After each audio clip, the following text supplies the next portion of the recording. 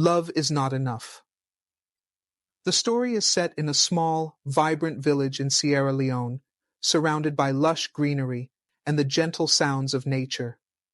The houses are made of mud bricks with thatched roofs, and the village is bustling with activity as people go about their daily lives. The sun is beginning to set, casting a warm golden glow over the village.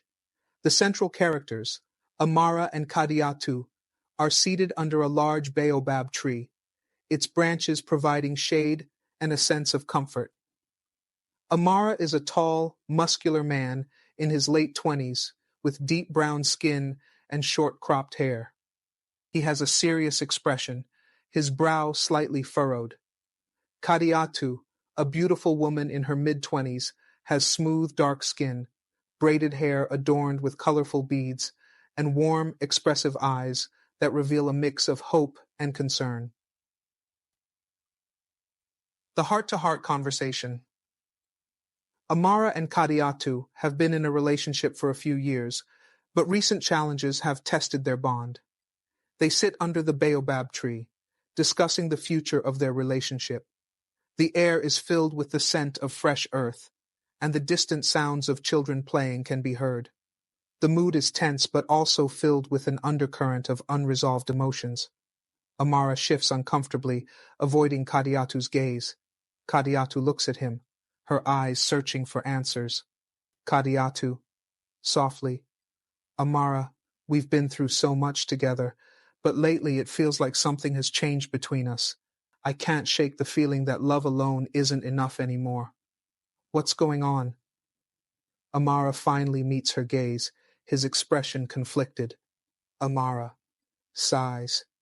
Kadiatu, you know I love you with all my heart. But love, it doesn't pay the bills. It doesn't solve our problems. My family expects me to take over the family business, but I'm not sure I can do it. Kadiatu reaches out, gently placing her hand on his. Kadiatu, reassuringly, we can face these challenges together, Amara. We've always been stronger as a team. But if we don't communicate, if we don't work together, how can we overcome anything? Amara's face softens as he listens to Kadiatu's words. He nods slowly, realizing the truth in what she's saying. But there's something else on his mind, something he hasn't shared yet. The unexpected visitor. As the conversation continues, they hear footsteps approaching. A tall, slender man in his early 30s appears. His name is Mustafa, Amara's childhood friend. Mustafa is dressed in a sharp, modern suit, a stark contrast to the village setting. His presence immediately changes the atmosphere. Mustafa smiles warmly, but there's a glint of something unreadable in his eyes. Mustafa, cheerfully. Ah, Amara, Kadiatu, I hope I'm not interrupting anything important. Amara stands up, slightly tense but trying to keep the mood light. Amara, forced smile. Mustafa, what brings you back to the village? It's been a long time. Mustafa glances at Kadiatu, his smile widening slightly. Mustafa, I heard you two are planning to settle down soon. I came to offer my congratulations, and perhaps a bit of advice. Kadiatu shifts uncomfortably, sensing something off about Mustafa's tone. Amara too picks up on the underlying tension but decides to play along. Amara, curious. Advice? What kind of advice? Mustafa steps closer, lowering his voice slightly as if sharing a secret. Mustafa, smoothly. You know, love is a beautiful thing. But in today's world, connections, wealth, and power are what truly matter. You're both young, and there's so much more out there than this village. Kadiatu's eyes narrow slightly, her protective instincts kicking in. Kadiatu, firmly. We're happy here, Mustafa. We may not have much, but we have each other, and that's enough for us. Mustafa raises an eyebrow, clearly not convinced. Mustafa, smirking. Is it really? Think about it, Amara. You could do so much more with your life. Why limit yourself to a small life when you could have a big one? Amara feels the weight of Mustafa's words, but there's also a nagging feeling in the pit of his stomach. He knows Mustafa too well to take his advice at face value. Kadiatu, on the other hand, senses a threat to their relationship and is determined to protect it. The conflict unfolds. Later that evening, Amara and Kadiatu sit inside their small but cozy home. The dim light from an oil lamp flickers, casting shadows on the walls. The conversation with Mustafa has left a lingering tension between them. Kadiatu is seated on a wooden stool, her arms crossed, deep in thought. Amara paces back and forth, his mind racing. Amara, frustrated. Maybe Mustafa is right, Kadiatu. Maybe we're limiting ourselves by staying here. What if there's more out there for us? Kadiatu looks up, her eyes filled with a mixture of sadness and determination. Kadiatu, calmly. Amara, it's not about what's out there. It's about what we have here, right now. We've built a life together, a future we can be proud of. Don't let anyone, not even Mustafa, make you doubt that. Amara stops pacing, looking at Kadiatu with a pained expression. Amara, softly. But what if love isn't enough? What if we need more to survive? Kadiatu stands up, walking over to Amara. She gently places her hand on his cheek, forcing him to meet her gaze. Kadiatu, firmly. Love is the foundation, Amara. Without it, nothing else matters. We can face anything as long as we have each other. Don't let greed or doubt ruin what we've built. Amara's heart swells with emotion as he looks into Kadiatu's eyes. He knows she's right, but the seeds of doubt planted by Mustafa continue to gnaw at him. The couple embraces, but there's an unspoken tension that neither of them can fully ignore. The village gossip. The next day, the village market is buzzing with activity. Women sell fresh vegetables while children run around playing games. The air is filled with the sound of chatter, laughter, and the occasional clucking of chickens. Kadiatu walks through the market, carrying a woven basket on her arm, filled with produce. She's greeted by several women, but there's an undercurrent of whispers that she can't help but notice. Two women, Fatmata and Aminata, stand near a stall, talking in hushed tones. They glance at Kadiatu as she passes by. Fatmata, whispering, "Did you hear? Mustafa is back in the village. They say he's been talking to Amara about leaving Kadiatu." Aminata's eyes widen in surprise as she leans in closer. Aminata, curiously, "What? But why would Amara listen to him? He and Kadiatu have always been so close." Fatmata shrugs, her expression a mix of curiosity and concern. Fatmata, gossiping, "You know how it is. Mustafa has a way with words, always planting seeds of doubt. I just hope Amara doesn't make a mistake he'll regret." Kadiatu pretends not to hear them, but their words cut deep. She continues walking, her mind racing with worry and anger. She knows she must confront Amara about this, but the thought fills her with dread. The confrontation. Later that evening, Kadiatu and Amara sit outside their home, the cool breeze of the evening rustling the leaves of the trees. The sky is painted with hues of orange and purple as the sun sets, but the beauty of the moment is lost on them. Kadiatu's mind is still troubled by what she heard at the market. Kadiatu takes a deep breath, her voice calm but firm as she looks at Amara. Kadiatu, seriously. "Amara, we need to talk. I heard something today at the market about you and Mustafa." Amara looks surprised, his brow furrowing as he turns to face her. Amara, defensively, "What did you hear?" Kadiatu's eyes narrow slightly, her tone filled with concern and determination. Kadiatu, directly, "That Mustafa is trying to convince you to leave me, to leave this village. Amara, I need to know what's going on. Are you seriously considering this?" Amara hesitates, his expression conflicted. He knows he can't hide the truth any longer. Amara, sighing, "Kadiatu, Mustafa did talk to me about other opportunities. He thinks I'm wasting my potential here, that we could have a better life elsewhere. Kadiatu's heart sinks as she listens, but she refuses to let fear dictate her response. Kadiatu, firmly, Amara, I understand the temptation, but this is our home. This is where we built our life together. You can't let someone like Mustafa come between us. Amara runs a hand through his hair, his frustration evident. Amara, frustrated. It's not that simple, Kadiatu.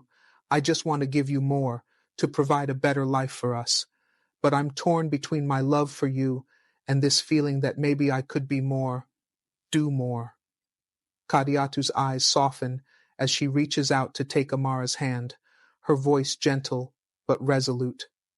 She knows this is a pivotal moment in their relationship, one that could determine their future. Kadiatu, softly, Amara, you already give me everything I need. Your love, your commitment. We don't need wealth or power to be happy. We just need each other. Amara looks into Kadiatu's eyes, seeing the depth of her love and the strength of her conviction. But the doubt, once planted, is hard to uproot. The proposal. A few days later, Amara receives a letter from Mustafa, inviting him to a meeting in a nearby town. The letter is formal, written in neat handwriting, and it feels more like a business proposal than a friendly invitation. The meeting is to discuss a potential partnership that could change Amara's life. Kadiatu is unaware of the letter, and Amara struggles with whether to tell her. Amara sits at the table, the letter in front of him. He reads it over and over, his mind racing with possibilities. Kadiatu enters the room, noticing his distraction. Kadiatu, curiously, Amara, what's that?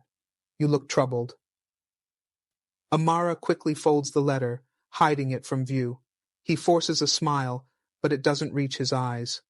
Amara, evasively, it's nothing, just some business from the village elders. I'm handling it. Kadiatu isn't convinced, but she decides to let it go for now, sensing that Amara isn't ready to talk. She nods, giving him a small, reassuring smile. Kadiatu, softly, all right, but remember, you don't have to handle everything on your own. I'm here, Amara. We're a team. Amara nods, guilt gnawing at him. He knows he's keeping something from Kadiatu, but he's not ready to share it yet. The letter remains on the table, a symbol of the growing divide between them. The meeting. Amara decides to attend the meeting with Mustafa, hoping to understand what his friend is offering. The meeting takes place in a small, upscale cafe in the nearby town. The cafe is a stark contrast to the village, with polished wooden tables, soft lighting, and a calm, sophisticated atmosphere. Amara feels out of place, but tries to remain composed. Mustafa is already seated when Amara arrives. He greets Amara with a warm smile, but there's a calculating glint in his eyes. Mustafa, smoothly, Amara, my friend, I'm glad you came.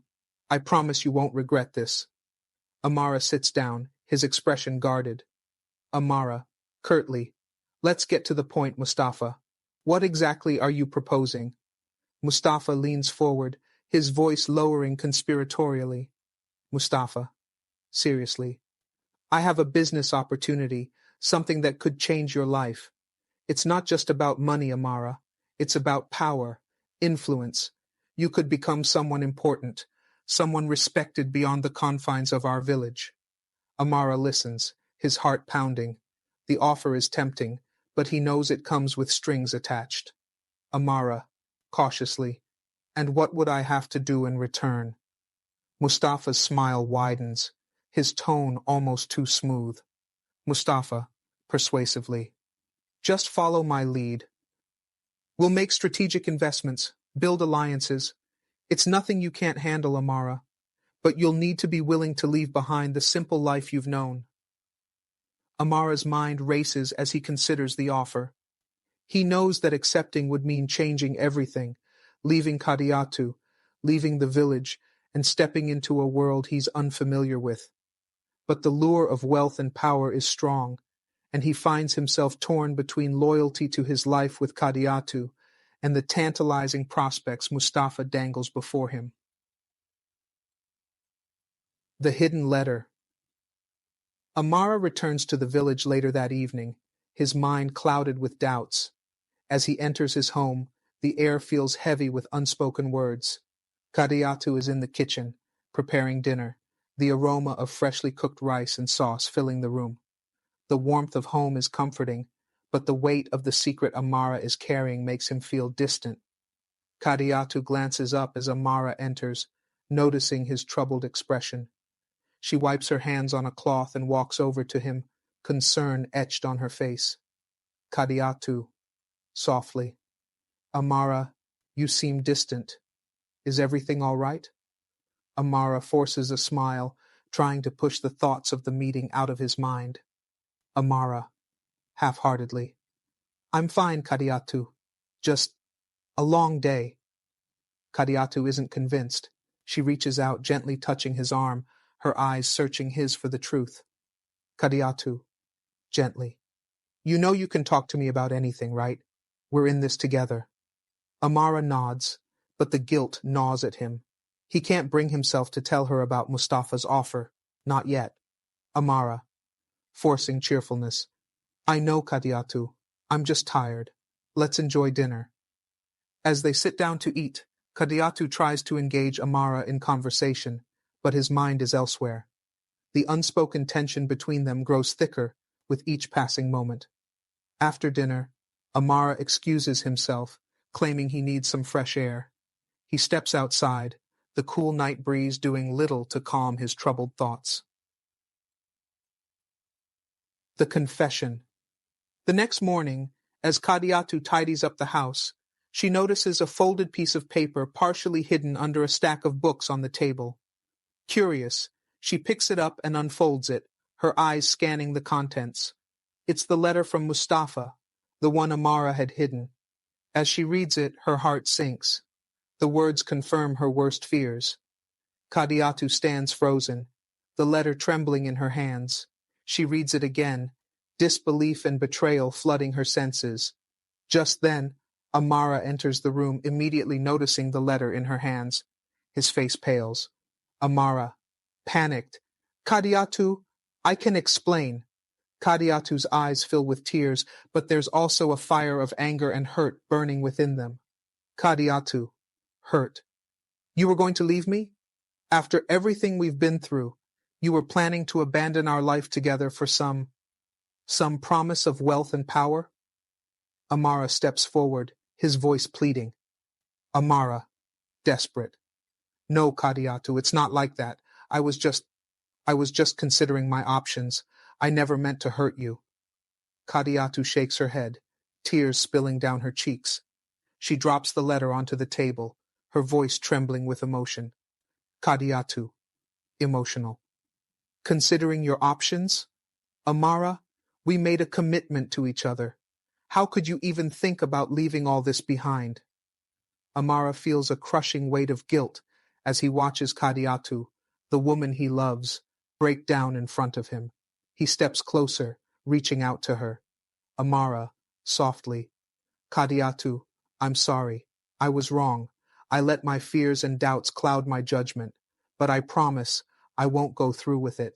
I won't leave you. Kadiatu looks into Amara's eyes, searching for the truth. She can see the sincerity in his words, but the hurt runs deep. She turns away, wiping her tears, trying to collect her thoughts. She wants to believe him, but the betrayal lingers like a dark shadow. Kadiatu, quietly. I need time, Amara. Time to think, to heal. I don't know if I can just forget this. Amara nods, understanding the gravity of the situation.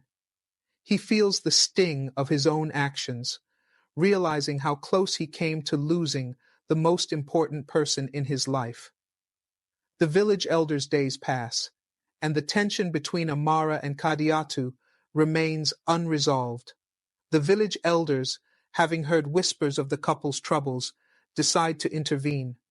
They summon Amara and Kadiatu to the village square, where they sit in a semicircle, their wise eyes observing the couple closely. The village square is filled with the curious eyes of the villagers, all eager to see how this will unfold. Elder Lansana, the oldest and most respected of the elders, speaks first, his voice calm and measured. Elder Lansana, wisely. Amara, Kadiatu, we have watched you both grow up in this village. Your love has been an example to many, but now we hear of trouble between you. We are here to help you find your way back to each other. Kadiatu glances at Amara, unsure of what to say. Amara steps forward, his voice filled with regret. Amara, humbly. Elder Lansana, elders, it is true that we are facing challenges. I let doubt and fear lead me astray, and I nearly lost sight of what truly matters. Elder Fatmata, a wise and kind woman, nods thoughtfully before addressing Kadiatu. Elder Fatmata, gently. Kadiatu, we know you are hurt, but love is not always easy. It requires forgiveness, understanding, and patience. Can you find it in your heart to forgive Amara? Kadiatu looks down, her hands clasped together tightly. The pain of betrayal is still fresh, but she knows that love is about more than just the good times. It's about weathering the storms together. Kadiatu, softly. I love Amara, and I want to forgive him, but it will take time. Trust, once broken, is not easily rebuilt. The elders nod in understanding, recognizing the truth in Kadiatu's words. They counsel the couple on the importance of communication, trust, and mutual respect. As the meeting comes to an end, the elders encourage Amara and Kadiatu to take time to heal, but also to remember the strength of their bond.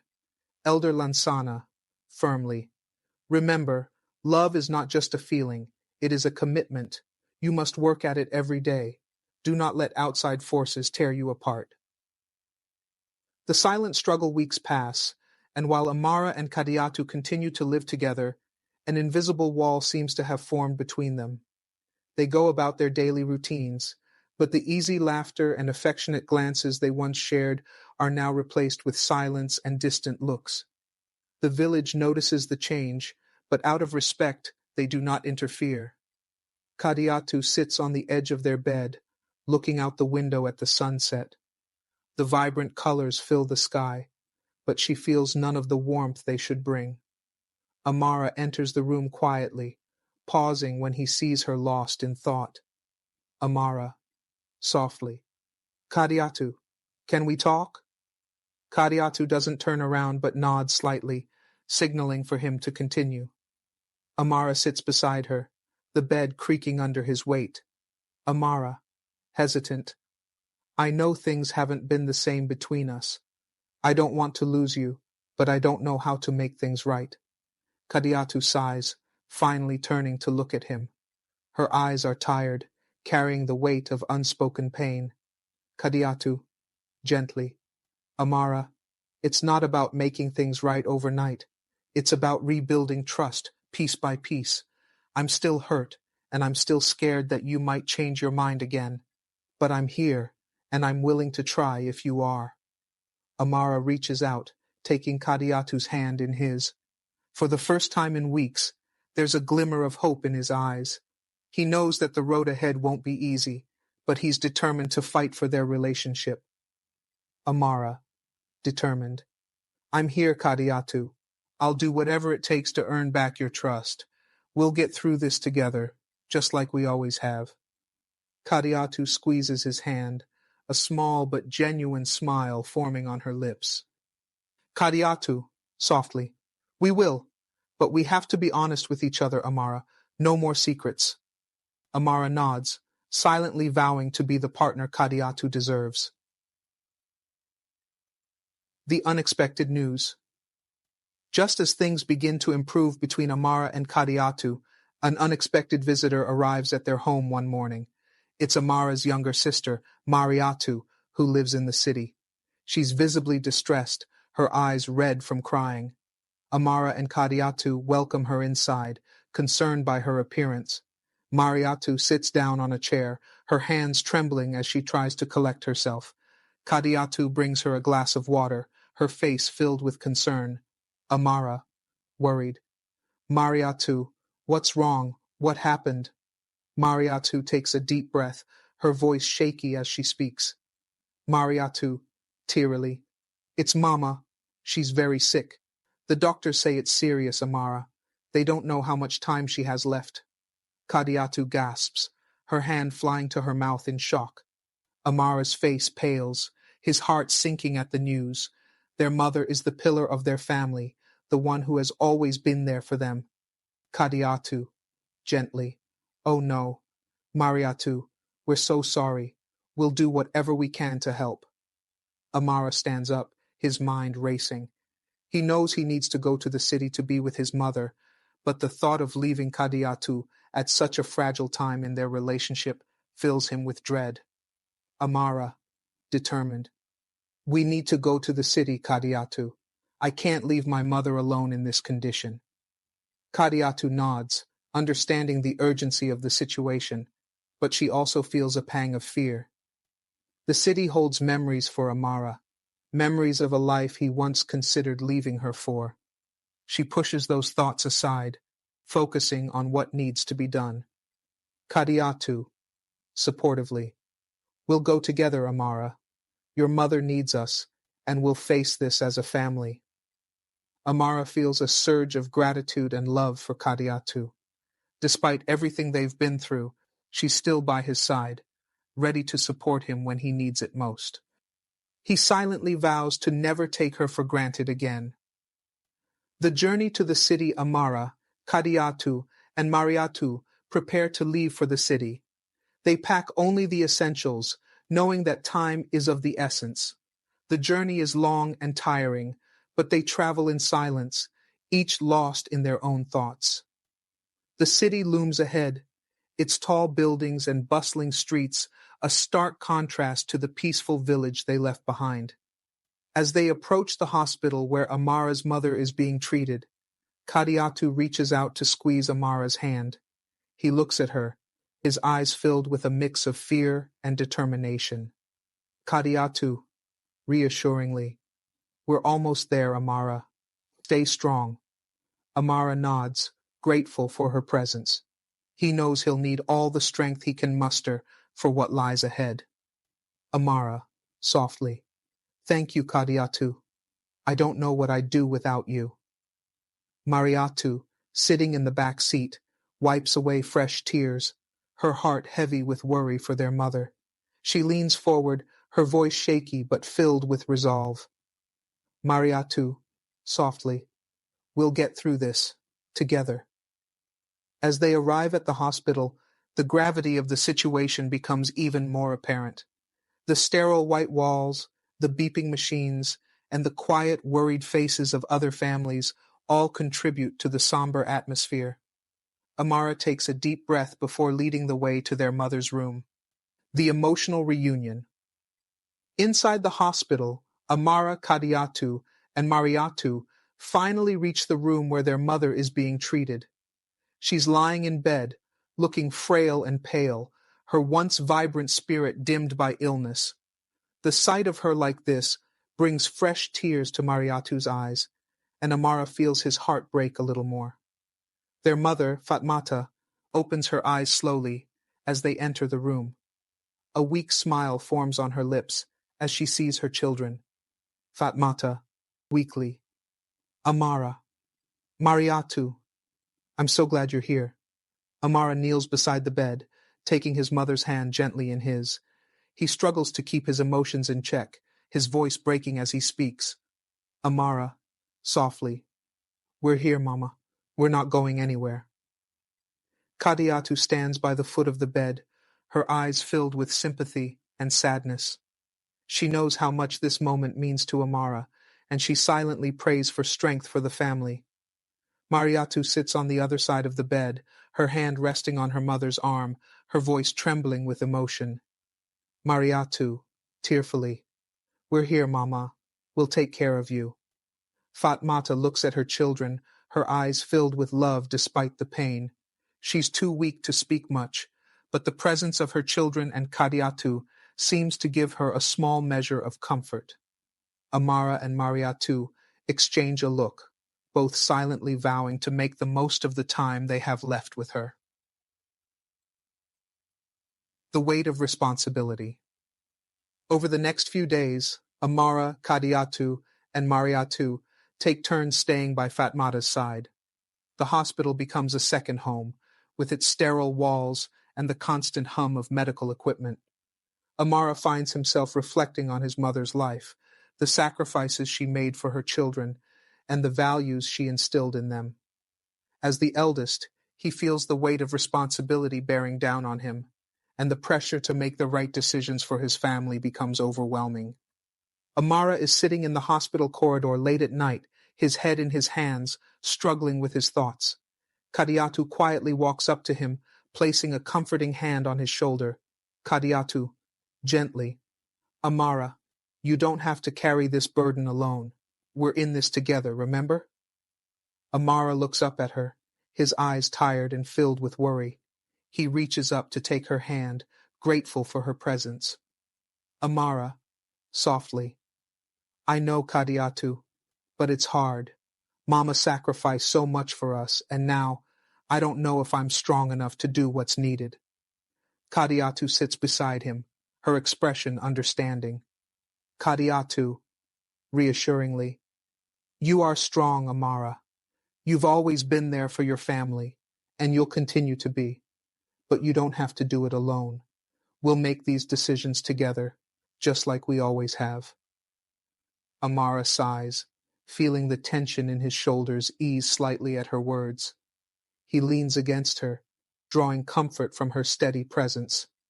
Amara, whispering, I don't know what I'd do without you, Kadiatu. Thank you for being here, for supporting me through all of this. Kadiatu smiles softly, resting her head against his.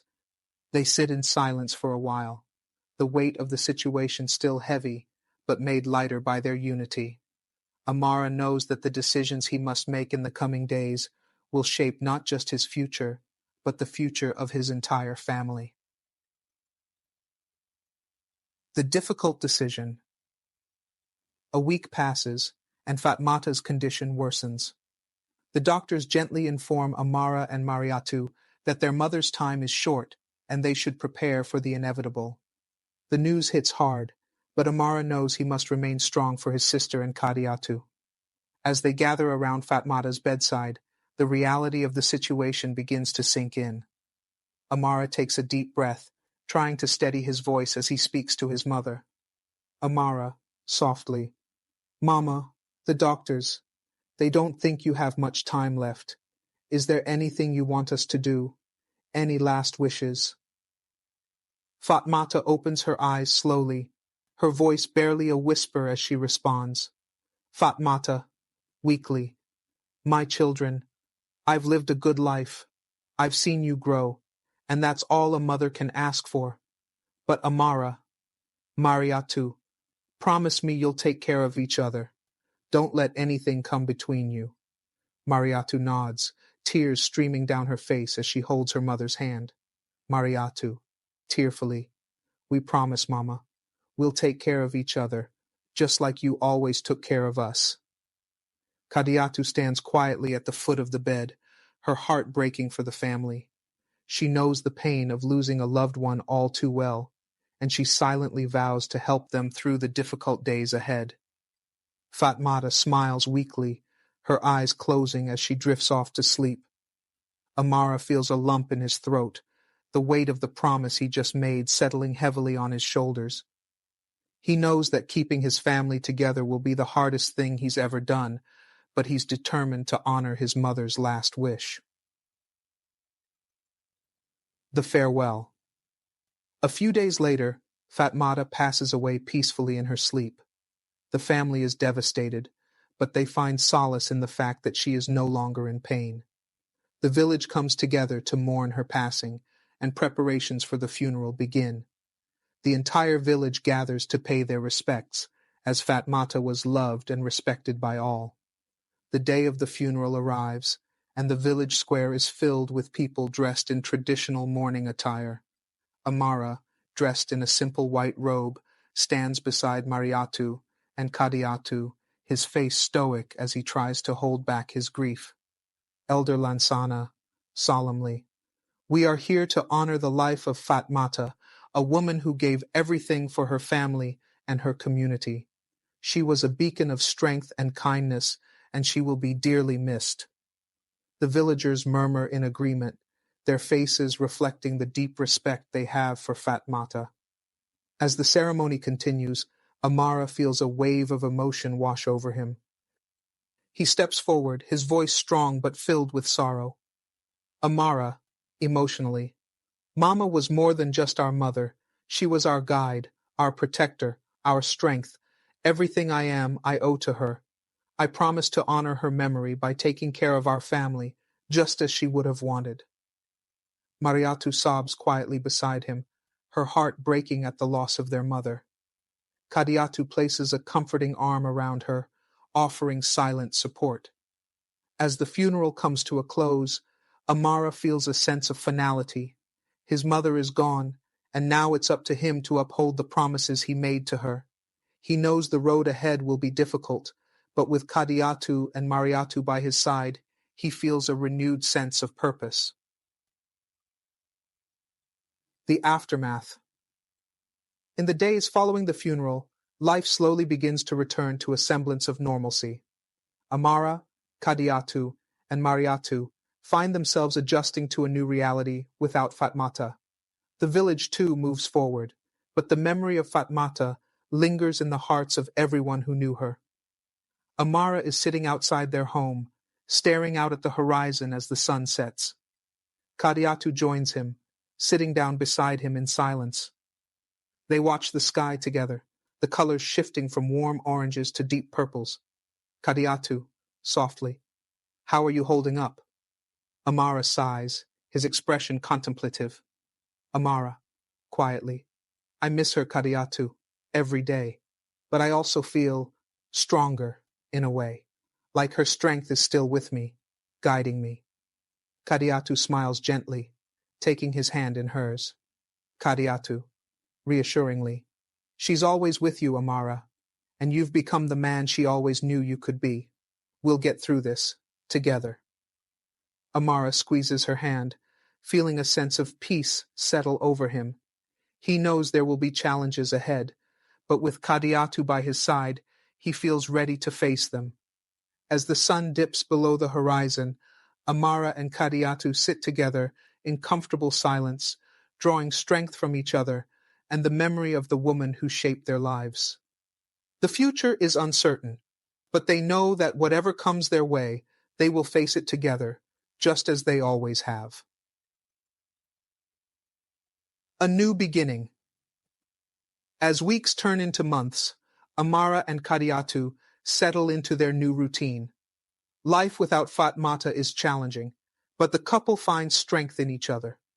The village has also moved on, but Fatmata's memory continues to influence the decisions Amara makes, guiding him as he takes on new responsibilities within the community.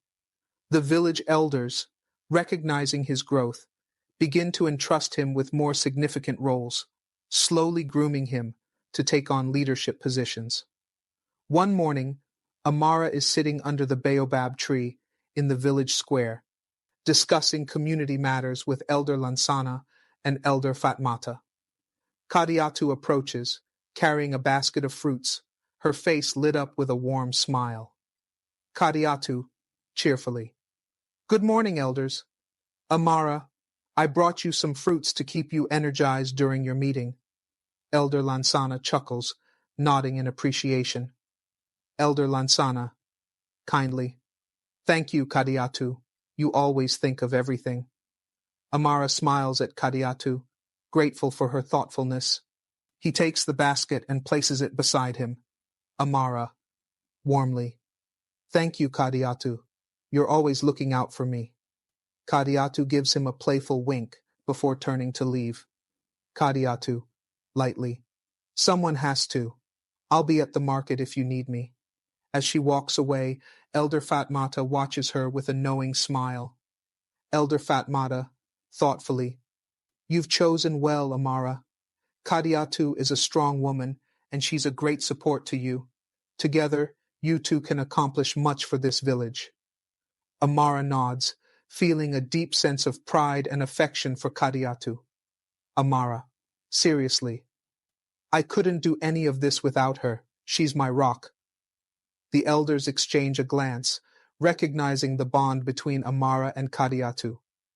They see in him the potential for great leadership, knowing that with Kadiatu by his side, the village will continue to thrive under their guidance. The offer. As the days go by, Amara's leadership skills continue to shine. The village elders take note of his ability to mediate disputes, organize community events, and inspire others to work together for the common good. One afternoon, Elder Lansana and Elder Fatmata call Amara to a private meeting where they present him with an unexpected offer. Amara enters the meeting hut, bowing respectfully to the elders as he takes a seat. Elder Lansana leans forward, his expression serious but warm.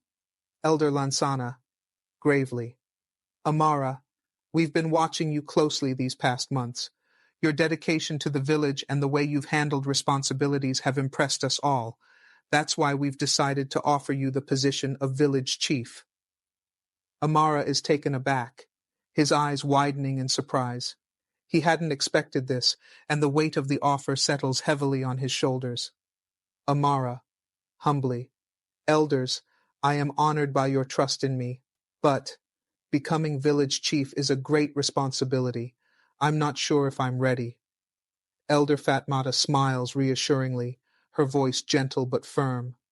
Elder Fatmata, encouragingly, "No one is ever truly ready for such a role, Amara. But you have shown the qualities of a leader, wisdom, patience, and compassion. With Kadiatu by your side, we believe you will grow into the role and lead this village with strength and integrity." Amara considers their words, his mind racing with the possibilities and challenges that lie ahead. He thinks of his mother's teachings, Kadiatu's unwavering support, and the future of the village he loves so dearly. Amara, thoughtfully, "I will need to discuss this with Kadiatu, but if she agrees, I will accept the position and do my best to lead with honor and humility." The elders nod in approval, understanding the importance of Kadiatu's opinion in Amara's decision. They know that, together, the couple has the potential to bring positive change to the village. A heart-to-heart. Later that evening, Amara and Kadiatu sit together outside their home, the soft glow of the evening sky casting a warm light over them. Amara has just shared the elder's offer with Kadiatu, and she listens intently, her expression thoughtful. This decision is not just about Amara, it's about their future together and the future of the village. Kadiatu takes a moment to absorb the news, then looks at Amara with a calm but serious expression. Kadiatu, carefully, "Amara, this is a big decision. Becoming village chief will change our lives. It's an incredible honor, but it's also a great responsibility. Are you ready for that?" Amara nods, his voice steady but reflective. Amara, thoughtfully, "I've thought about it all day, Kadiatu. It's daunting, but I believe with your support, I can do it. The elders have faith in me, and I don't want to let them, or you, down." Kadiatu reaches out, taking his hand in hers, her eyes filled with love and reassurance. Kadiatu, gently, "You won't let anyone down, Amara. You've always had a strong sense of duty and a deep love for this village. If this is the path you want to take, then I'm with you, every step of the way." Amara feels a surge of gratitude and love for Kadiatu. Her unwavering support gives him the confidence he needs to accept the role. Amara, smiling, "Thank you, Kadiatu. I couldn't do this without you." Kadiatu smiles back, her heart swelling with pride for the man she loves. Kadiatu, playfully, Well, you'll have to get used to taking orders from me, Chief Amara. I'll make sure you stay on the right track. They both laugh, the lightness of the moment breaking the tension that had been building all day. Together, they look out at the village they will soon lead, filled with hope and determination for the future. The announcement. The following day, the entire village gathers in the square for an important announcement. The air is filled with anticipation as the villagers wait to hear the news. Amara stands at the center of the square, with Kadiatu by his side. Elder Lansana steps forward to address the crowd, his voice carrying a tone of respect and authority. Elder Lansana raises his hands to quiet the murmuring crowd, his voice clear and strong as he begins to speak. Elder Lansana, proudly, my fellow villagers, today we gather to announce the appointment of a new village chief. After much consideration, the elders and I have chosen Amara to lead us into the future. His dedication to our community, his wisdom, and his compassion make him the right choice to guide us. The crowd erupts in cheers and applause, their faces lighting up with approval. Amara steps forward, feeling a mix of pride and humility as he looks out at the people he will now lead. Amara, humbly, thank you, everyone. I am deeply honored by the trust you've placed in me. I promise to lead with integrity, fairness, and a deep commitment to our village. Together, we will continue to build a strong, united community. Kadiatu smiles proudly beside him, her heart swelling with love for Amara and pride in his new role. The villagers cheer once more, their voices ringing with hope and excitement for the future. As the crowd disperses, many come forward to congratulate Amara and Kadiatu, offering their support and well wishes. Amara feels the weight of his new role, but with Kadiatu by his side and the support of the village, he knows he is ready to face whatever challenges come their way. The challenges begin. Amara's first few weeks as village chief are filled with both triumphs and challenges. He successfully mediates disputes, organizes community projects, and begins to implement new initiatives to improve the village's economy. However, not everyone is pleased with the changes. Some of the older villagers are resistant to new ideas, clinging to traditional ways. Amara feels the pressure mounting as he tries to balance progress with respect for tradition. Amara sits in a meeting with a group of elder villagers. They are discussing the introduction of a new agricultural method that Amara believes will increase crop yields. Elder Bakar, one of the most respected and conservative villagers, voices his concerns. Elder Bakar, sternly, Amara, we have been farming this way for generations. Our ancestors passed down these methods to us, and they have served us well. Why should we change now? Amara listens carefully, his expression thoughtful as he responds. Amara, respectfully, Elder Bakar, I understand your concerns, and I deeply respect our traditions. But times are changing, and we must adapt if we want our village to thrive. This new method has been tested in neighboring villages, and it has shown great promise. I believe it can help us grow more food and provide for our families. Elder Bakar's eyes narrow slightly, but he nods, recognizing Amara's sincerity. Elder Bakar, grudgingly, I see that you believe this will help us, Amara, but change is not easy for those of us who have lived our whole lives by these traditions. I will not stand in your way, but I ask that you proceed with caution. Amara smiles, grateful for the elder's willingness to consider the new method. Amara, gratefully, thank you, Elder Bakar. I will make sure to proceed carefully, and I will keep the community informed every step of the way. The meeting ends on a positive note, but Amara knows that winning over the entire village will take time and patience. He is determined to lead with both innovation and respect for tradition, knowing that finding the right balance is the key to the village's success. A moment of doubt. As the days go by, Amara begins to feel the weight of his responsibilities more heavily. The pressure to succeed, to honor his mother's memory, and to lead the village effectively begins to take a toll on him. Late one night, after a long day of meetings and decisions, Amara sits alone outside his home, staring up at the starry sky. Kadiatu, noticing his absence from their bed, quietly joins him. Kadiatu sits down beside Amara, her presence a calming influence. She looks at him, concerned by the tension in his face. Kadiatu, softly, Amara, you've been so quiet lately. What's on your mind? Amara sighs deeply, running a hand through his hair. He turns to her, his voice heavy with the burden of his thoughts. Amara, tiredly, Kadiatu, I'm trying so hard to do what's right for the village, but it feels like no matter what I do, it's never enough. The elders, the villagers, I feel like I'm constantly being pulled in different directions. What if I'm not the leader they need? Kadiatu reaches out, placing a reassuring hand on his arm. Her voice is gentle but firm as she speaks. Kadiatu, comfortingly, Amara, you're doing everything you can, and more. Leadership isn't about pleasing everyone all the time. It's about making the tough decisions, even when they're unpopular, because you believe it's what's best for the people. And you're not alone in this. I'm here with you, every step of the way. Amara looks at her, his heart swelling with gratitude. Her words provide the comfort and clarity he needs in this moment of doubt. Amara, softly, thank you, Kadiatu. I don't know what I'd do without you. Kadiatu smiles, leaning her head against his shoulder. Kadiatu, playfully, well, you don't have to find out.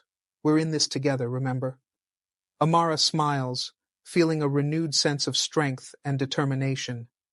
With Kadiatu by his side, he knows he can face the challenges ahead, no matter how difficult they may be. The unexpected challenge.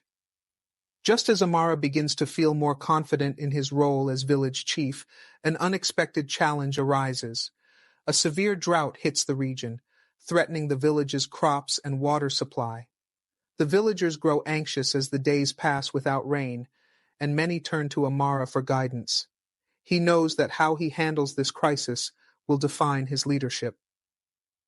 Amara stands in the village square, addressing a crowd of worried villagers.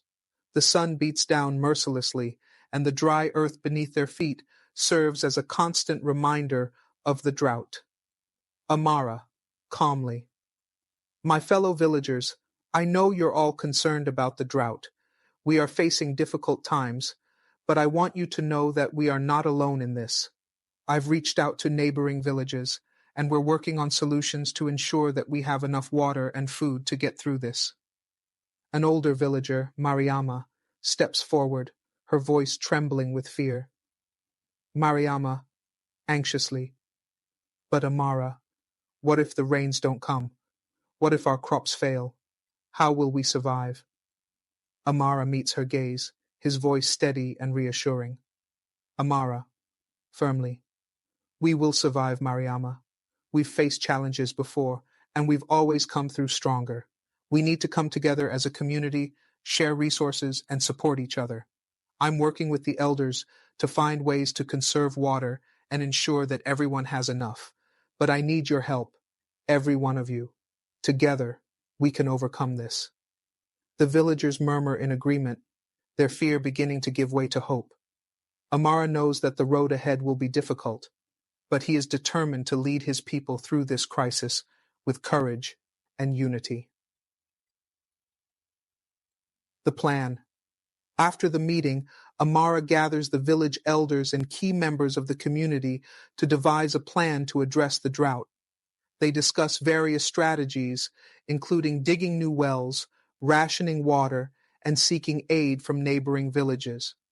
Amara knows that the success of this plan depends on the cooperation and discipline of every villager. Amara stands before the gathered group, a large map of the village and surrounding areas spread out on the table before them. He points to key areas on the map as he speaks.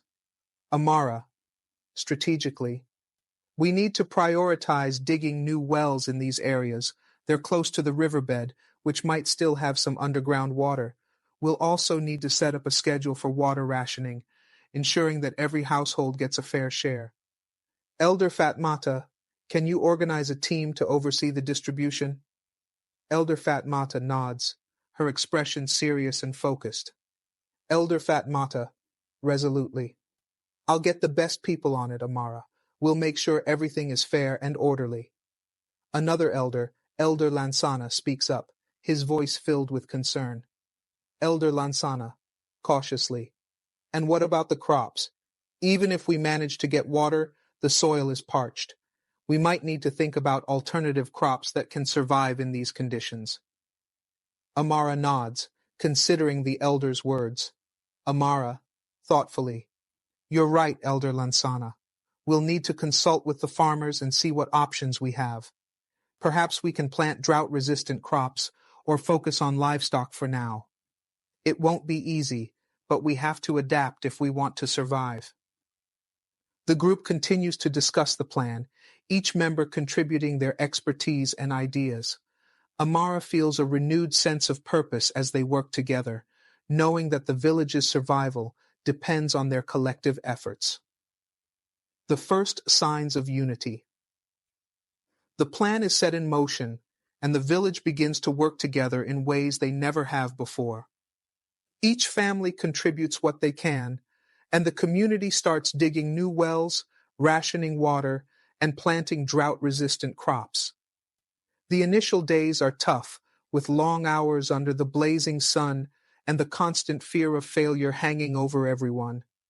But as the days turn into weeks, Amara starts to see the first signs of unity and resilience. Amara is walking through the village, checking on the progress of the wells. He sees groups of villagers working together, their faces determined and focused. He stops to speak with Mariama, who is leading a group of women in preparing the fields for the new crops. Amara, encouragingly. Mariama, how are things going here? Mariama wipes sweat from her brow, but there's a spark of pride in her eyes. Mariama, proudly. We're making good progress, Chief Amara. The new crops are taking root, and we've managed to conserve enough water to keep them alive. It's hard work, but everyone is pitching in. Amara smiles, feeling a deep sense of pride in his community. Amara, gratefully.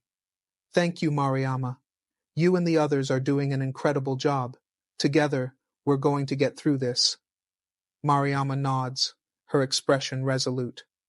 Mariama, determined. We will, Chief. We've come too far to give up now. As Amara continues his walk, he encounters similar scenes of determination and cooperation throughout the village. The sight fills him with renewed hope, knowing that the strength of the village lies in its people and their willingness to work together for the common good. A moment of reflection. That evening, as the village finally settles down, after a long day of work, Amara and Kadiatu sit together outside their home, watching the stars slowly appear in the sky.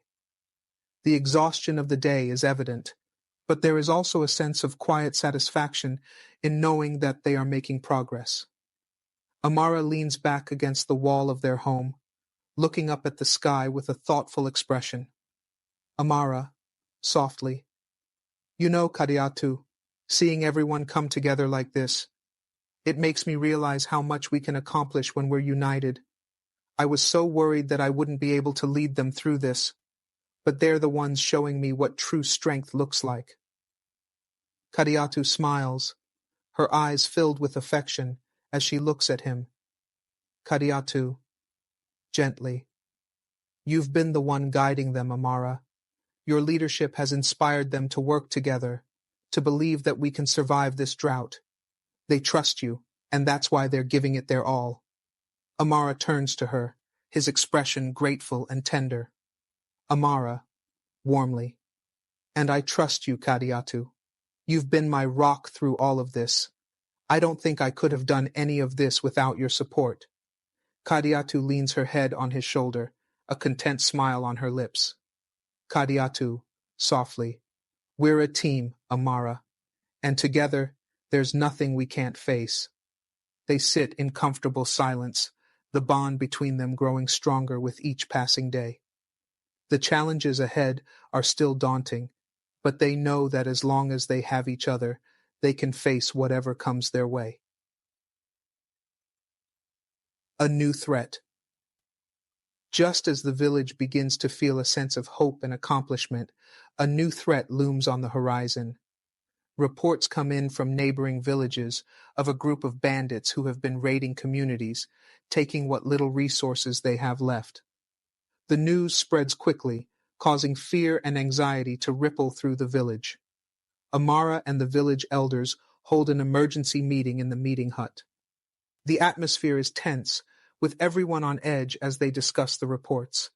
Elder Lansana, gravely, "These bandits have been hitting villages to the east.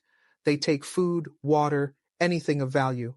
If they come here, we could lose everything we've worked so hard for." Amara listens, his face set in a serious expression as he considers their options. Amara, firmly, "We need to prepare ourselves. We'll organize patrols and set up watchmen to guard the village day and night. We can't let them catch us off guard." Elder Fatmata nods in agreement, her voice determined. Elder Fatmata, resolutely, "We'll need everyone to stay vigilant. We've worked too hard to let these bandits take what's ours. We must protect our people and our resources." Amara looks around the room, meeting the eyes of each elder. Amara, confidently, "We'll get through this, just like we've faced every other challenge. Together, we'll protect our village." The elders agree to the plan, and Amara quickly organizes the villagers into patrols. The sense of unity that has grown over the past weeks now turns to a determination to defend their home. The village braces itself for the possibility of an attack, but they know that with Amara's leadership, they are ready to face whatever comes their way. The Night Watch. That night, the village is on high alert. Watchmen are posted at key points around the village, armed with whatever weapons they can find. The villagers huddle in their homes, anxious but prepared. Amara, refusing to sleep, patrols the village, ensuring that everything is in place. Amara walks quietly through the village, his eyes scanning the darkness for any sign of movement. He encounters one of the watchmen, a young man named Sori, standing guard near the village entrance. Amara, quietly, "Sori, how's it looking out here?" Sori turns, his grip on his spear tightening, but his voice remains steady. "Sori, seriously, all quiet so far, Chief Amara. We're ready if they come, but I hope they don't." Amara nods, appreciating the young man's bravery. Amara, reassuringly, "We all hope they don't, Sori, but if they do, we'll be ready. Stay alert, and remember, this village is counting on us." Sori nods, his resolve clear in his eyes. Sori, firmly, "We won't let you down, Chief." Amara continues his patrol, the night stretching on as the village holds its breath. The tension is palpable, but there is also a sense of quiet determination. The village has come together, and they are ready to defend their home against any threat. The attack. The village remains on high alert through the night, with every rustle of the wind and creak of the trees heightening the tension. Just before dawn, the stillness is shattered by the sound of approaching footsteps. The bandits have arrived. The village watchmen, led by Amara, spring into action, prepared to defend their home. Amara spots the shadowy figures of the bandits approaching from the east. He raises his hand, signaling the watchmen to hold their positions. Amara, quietly, "Wait for my signal. We need to catch them by surprise." The bandits creep closer, unaware that the village is ready for them. Just as they reach the edge of the village, Amara gives the signal. The watchmen leap out from their hiding places, surrounding the bandits and cutting off their escape. Amara, commandingly, "You're surrounded. Drop your weapons and surrender, or we will be forced to defend our village. The bandits, caught off guard, hesitate. Some drop their weapons and raise their hands in surrender, while others attempt to fight back. A brief struggle ensues, but the watchmen, fueled by their determination to protect their home, quickly overpower the bandits. The bandits are disarmed and restrained, their leader brought before Amara. The village gathers around, a mix of fear and relief on their faces. Amara stands tall, his voice steady as he addresses the bandits. Amara, firmly. This village will not tolerate violence or theft. You came here to take what is ours, but you failed. We are stronger together than you ever imagined. Now, you will answer for your crimes. The bandit leader, defeated and humbled, lowers his head in shame. The village elders step forward, agreeing that the bandits should be handed over to the authorities in the nearby town for justice. The aftermath. With the bandits captured and the threat neutralized, the village begins to return to normal. The villagers are filled with a renewed sense of pride and unity, knowing that they have overcome a great challenge together. Amara, though exhausted, feels a deep sense of fulfillment in knowing that he has led his people through one of their most difficult trials. Amara stands with Kadiatu in the village square, watching as the villagers begin to rebuild and continue their work. The sun rises, casting a warm glow over the village, a symbol of the new day and new hope. Kadiatu, proudly, "You did it, Amara. You led us through this storm, and we're stronger because of it." Amara turns to her, his expression filled with gratitude and love. Amara, softly, "I couldn't have done it without you, Kadiatu. You were my strength when I doubted myself. And the village, they showed me what true unity and resilience look like." Kadiatu smiles, her eyes shining with pride. Kadiatu, gently, "We did this together, as a community, as a family, and that's what matters most." Amara nods, knowing that the real victory lies not just in defeating the bandits, but in the way the village came together to face the challenge. He reflects on the journey they have all taken, the drought, the bandits, the moments of doubt and fear, and realizes that the strength of the village lies in its unity, compassion, and unwavering determination to protect one another. The moral lesson. The village's victory over the bandits is celebrated, but the true triumph lies in the lessons learned along the way. As the days go by, the drought slowly eases, and the first rains begin to fall, bringing life back to the parched earth. The village thrives, not because of any one person's efforts, but because of the strength that comes from unity, trust, and mutual support. Amara stands before the villagers in the square, addressing them as the rain begins to fall gently around them. Amara, wisely, "My fellow villagers, we have faced many challenges together, drought, fear, and even threats from those who would harm us. But we overcame them because we stood together, as one. Our strength lies not in our individual abilities, but in our unity, our compassion for one another, and our determination to protect what is ours." The villagers listen, nodding in agreement, their faces reflecting the truth of his words. Amara, earnestly, "Let this be a lesson for us all. No matter what challenges we face in the future, we will always be stronger together. Let us continue to build a community based on trust, respect, and love, knowing that when we stand together, there is nothing we cannot overcome." The villagers cheer, their hearts full of hope and determination. Amara looks around, seeing the strength and resilience in each face, and knows that the village will continue to thrive as long as they remain united. Kadiatu stands beside him, her hand in his, both of them knowing that their love and partnership will continue to guide them through whatever lies ahead. Moral lesson. The story of Amara, Kadiatu, and their village teaches us that true strength lies in unity. In times of crisis, it is not individual heroism, but collective effort, trust, and compassion that lead to success. Leadership is not about commanding others, but about bringing people together, respecting their strengths, and guiding them with wisdom and humility.